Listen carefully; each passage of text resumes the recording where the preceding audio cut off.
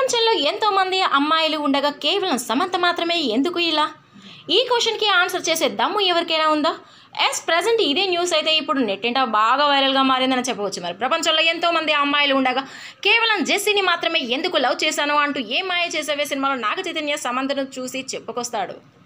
అయితే అదే డైలాగులు రీక్రియేట్ చేస్తున్నారు ఇప్పుడు అభిమానులు. ప్రపంచంలో ఎంతోమంది అమ్మాయిలు ఉండగా ఎందుకు అందరూ సమంతని ట్రోల్ చేస్తున్నారు, సమంత ఏ పోస్ట్ పెట్టినా వ్యంగ్యంగా వెటకారంగా హింసిస్తున్నారు అంటూ సమంత ఫ్యాన్స్ అయితే మండిపడుతున్నారు.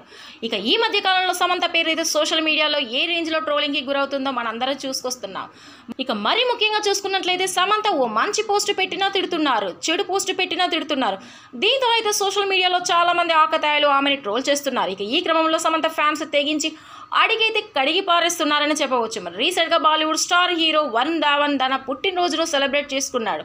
ఇక ఈ క్రమంలోనే సమంత మంచిగా ఒక ఫ్రెండ్కి ఎలా విష్ చేసిందో అదే విధంగా పోస్ట్ పెట్టింది. మరి ఇలాంటి బర్త్డేలు ఇంకా ఎక్కువ జరుపుకోవాలి అని, లైఫ్లో ఉన్నత స్థాయికి వెళ్ళాలి అని కోరుకుంటున్నాను మై డియర్ ఫ్రెండ్ అంటూ చెప్పుకొచ్చింది. మరి ఇందులో ఎక్కడ పెద్ద తప్పు లేదు, బూతు అర్థం కూడా లేదు. కానీ కావాలనే కొందరు ట్రోల్స్ మాత్రం చేస్తున్నారు.